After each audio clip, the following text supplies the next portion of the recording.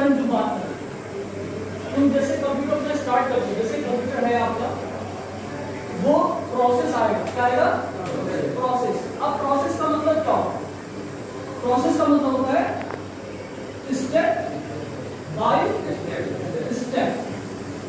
Step by step का मतलब होता है कि जैसे आप किसी काम को जब आप काम करेंगे तो उस काम के लिए आप जो भी तरीका, जो भी प्रोसेस आप अपनाएंगे, ठीक है, जो जैसे आपने ज्योमेट्री पढ़ा, ज्योमेट्री पढ़ा आपने, ज्योमेट्री का मतलब होता है त्रिकोणमिति। क्या होता है? त्रिकोणमिति। ठीक है, आपके सर ने बताया कि बेटा आप 30 डिग्री का एंगल ड्रॉ करिए। कितने डिग्री का? 30 डिग्री का एंगल ड्रॉ करिए। तो आप क्या करते थे? First of all draw the line, एक लाइन ड्रॉ करते थे। उसके बाद एक बिंदु ए मानते थे, एक बिंदु बी मानते थे। After that A point A को सेंटर मान करके आपने एक क्या किया? चाप लगाया। बोलना है चाप लगाने के बाद, ठीक है, PC 1 2 3 4 कर दो। PC 1 2 3 4 वायर में यूटिलिटी कनेक्टर में आता है 45।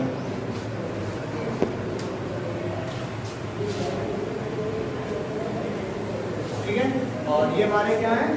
नेटवर्क है पूरा, जिसको हम मेश टोपोलॉजी में जितने भी नेटवर्क में हमारे कंप्यूटर होते हैं, सारे कंप्यूटर अपनी पर्सनल वायर, ये जरूर लिखना कि पर्सनल वायर लेके नेटवर्क के हर दूसरे कंप्यूटर से या हर दूसरी मशीन से जुड़े होते हैं।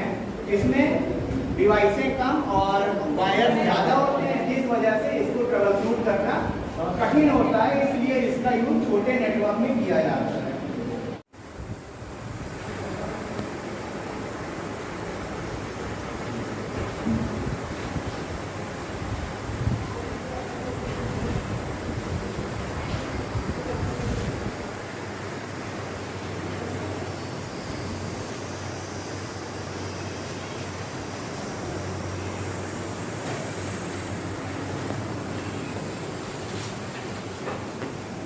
हमारा कंप्यूटर आर्किटेक्चर, जो कंप्यूटर नेटवर्क का जो आर्किटेक्चर है वो डिपेंड करता है कि उसकी जो है सेटिंग कैसी हो कि हम उसमें डेटा ट्रांसफ़र कर सकें और हमारे लिए ईजिली उसको क्या कहते हैं इस्टेब्लिश करना और कॉन्फ़िगर करना आसान हो।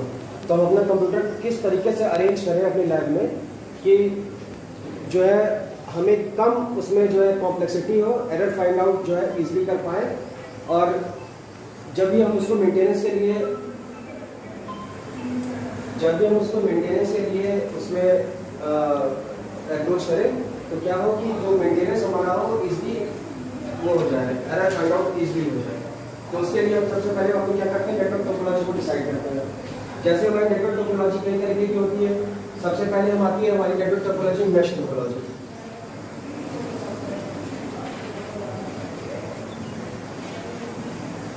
इस मेश टोपोलॉजी में क्या होता है कि जितने भी हमारे कंप्यूटर होते हैं वो कनेक्टेड होते हैं, हर एक कंप्यूटर दूसरे नेटवर्क से कनेक्टेड होता है। हर एक कंप्यूटर, जैसे हम यहाँ पर 5 कंप्यूटर लेते हैं,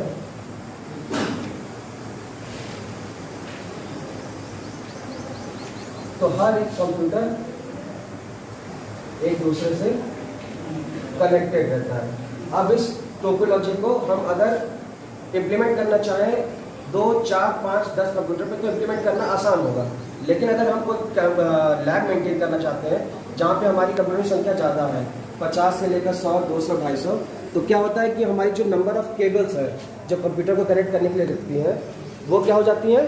उनकी नंबर्स बहुत ज़्यादा हो जाते हैं। वो नंबर ज़्यादा क्या होते हैं? उसका एक मैथमेटिकल फॉर्मूला है कि नंबर ऑफ केबल्स हमारे कंप्यूटर के लिए कितनी होंगी। अगर हमारे पास n कंप्यूटर्स हैं तो उसके लिए number of. Amit Umrao, project head expert safety solution से। हम लोगों ने 2020 में प्रोजेक्ट मिला था दीनदयाल उपाध्याय ग्रामीण कौशल योजना, भारत सरकार की एक योजना है ग्रामीण विकास मंत्रालय से।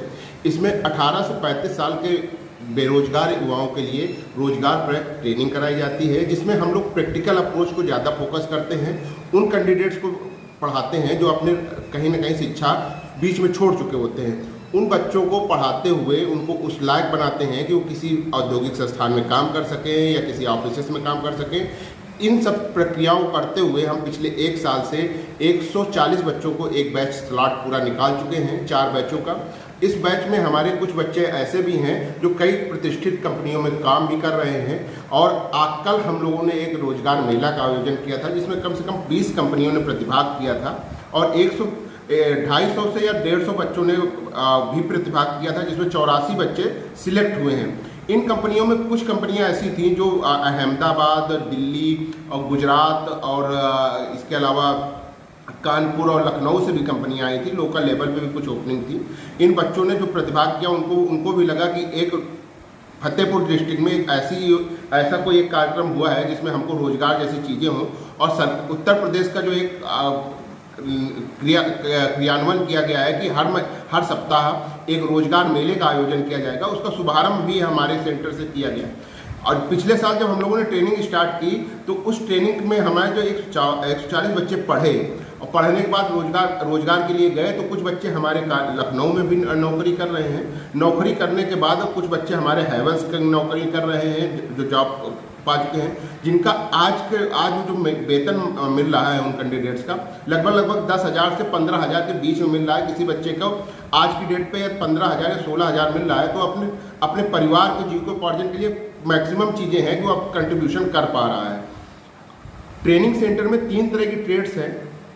एक फील्ड टेक्नीशियन कंप्यूटिंग पेरिफेरल्स पर है, जिसमें बच्चों को पढ़ाया जाता है कंप्यूटर हार्डवेयर के बारे में, बच्चे कैसे कंप्यूटर का असेंबल करेंगे, डिसेंबल करेंगे, इन सब चीज़ों की प्रक्रियाओं को बताया जाता है। इसके अलावा एक लॉजिस्टिक की ट्रेड है जिसमें कोरियर डिलीवरी एग्जीक्यूटिव रहता है।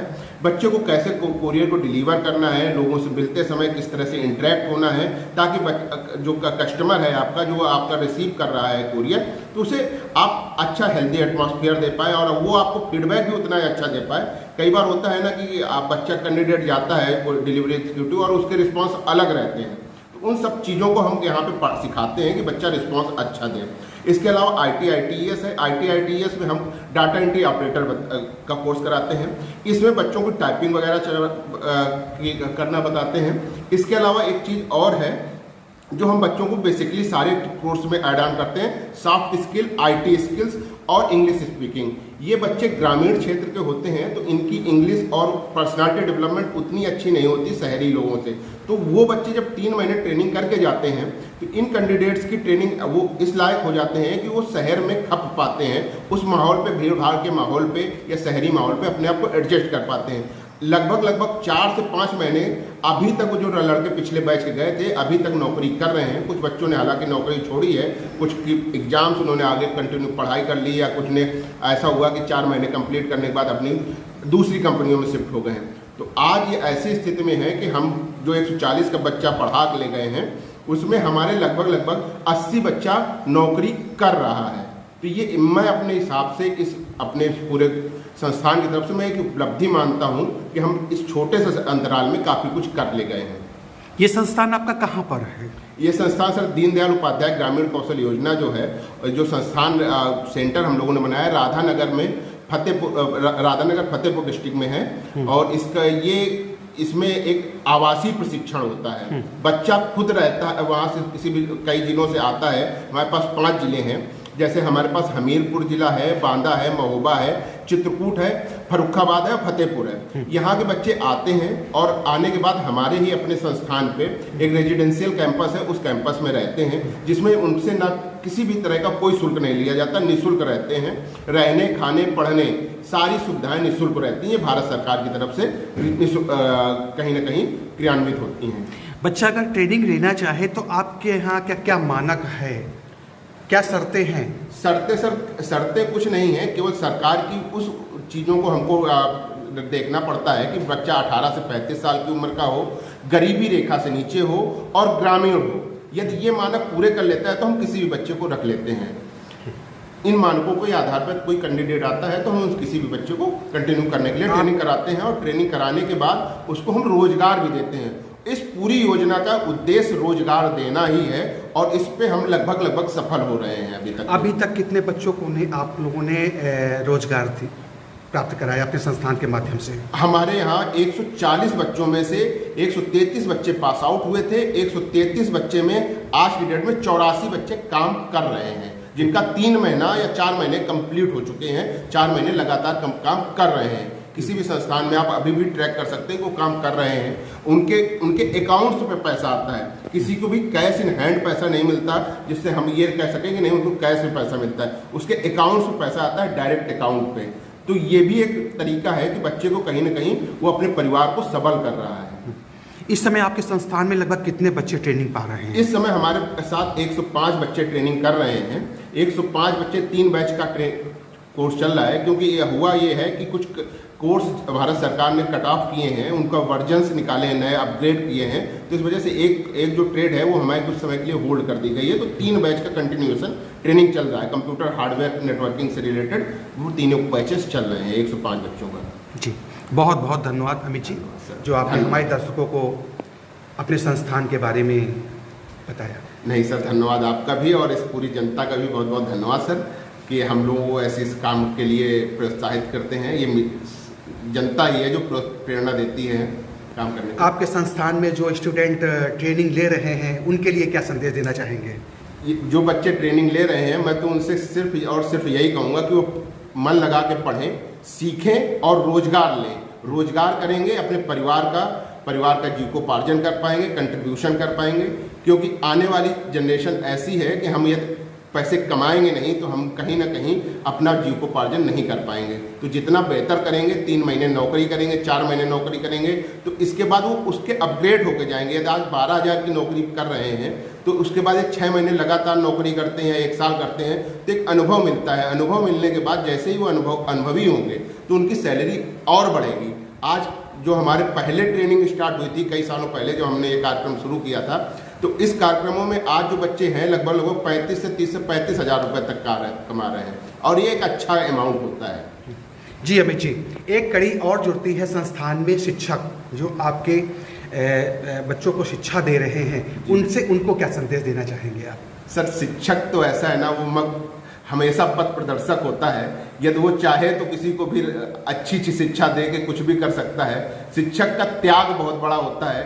एक तरीके से कह सकते हैं, यदि पढ़ाने वाला शिक्षक है तो कभी डीएम और इस तरह के ओहदे पे नहीं जा सकता, लेकिन वो डीएम बहुत बना सकता है, डिस्ट्रिक्ट मजिस्ट्रेट बहुत डेवलप कर लेता है। उसी तरीके से ये हो सकता है हमारे शिक्षक इस तरह से ना हो पाए हों, लेकिन इतने लोगों को रोजगार देके उनका अपना एक कंट्रीब्यूशन है इस सरकार के लिए भी और इस प्रदेश के लिए भी और इस जनता के लिए भी, कि वो बहुत बड़ा कंट्रीब्यूशन कर रहे हैं। लगातार मेहनत करते हैं 8-9 घंटे तक और उनको सिखाते हैं। कई बच्चे ऐसे आते हैं जिनको लिखना भी नहीं आता, उन बच्चों को प्रैक्टिकल अप्रोच पढ़ाते हैं, तो बच्चे तकनीकी दक्ष हो पाते हैं। जब दक्षता बढ़ती है तो अपना स्वरोजगार भी कभी कभी कर लेते हैं। तो वो एक कंट्रीब्यूशन उन लोगों का रहता है। मैं उनके सहयोग के लिए हमेशा आभारी रहता हूँ। वो उस तरीके से पढ़ाते हैं जो बच्चा दक्ष हो पाए।